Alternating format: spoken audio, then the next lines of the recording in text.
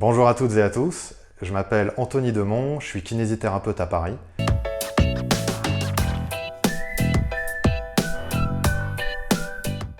Il y a deux objectifs qui me semblent importants. Le premier, c'est que le mouvement a des vertus extrêmement importantes sur la douleur, plus particulièrement pour la réduire sur le court terme.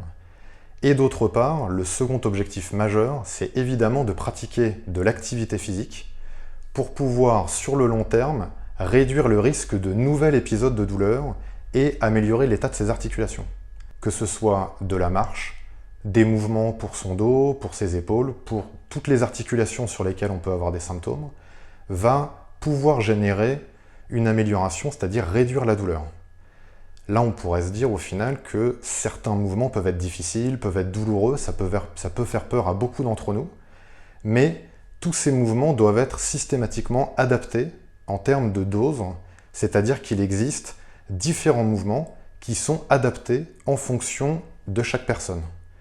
Que ce soit pour son âge, que ce soit en fonction évidemment de ses douleurs, de son état articulaire, de sa maladie. Et donc, en fonction de ces différents paramètres, on peut se faire conseiller par un professionnel de santé pour déterminer quelles sont les activités physiques les plus appropriées pour chacun d'entre nous. Parmi ces activités, il est essentiel de réaliser une activité qui stimule le système cardio-respiratoire. Donc ça sous-entend de manière concrète de réaliser une activité endurante, donc sur une durée prolongée, mais avec une intensité faible. Donc par exemple, je pourrais faire de la marche, une marche endurante de 30 à 45 minutes si c'est possible, et de la répéter de manière régulière, c'est-à-dire toutes les semaines. Et d'autre part, une autre activité qui, elle, vise plutôt les articulations et qui viserait à stimuler les muscles pour pouvoir faire en sorte que les articulations soient plus résistantes à l'effort.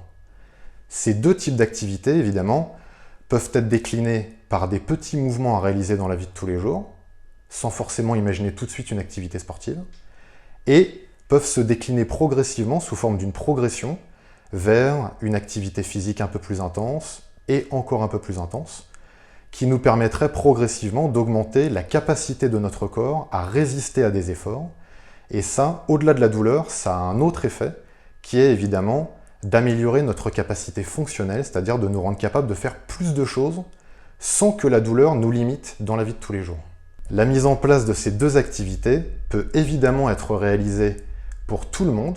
L'objectif est d'identifier non pas quel est le mouvement à faire, mais comment je peux réaliser ce mouvement en fonction du nombre de répétitions à réaliser, de la charge ou de la résistance que je vais avoir, pour être sûr que ça me déclenche le moins de douleur possible, mais en même temps que ça puisse m'apporter le meilleur bénéfice pour améliorer l'état de mes articulations, réduire la douleur, etc.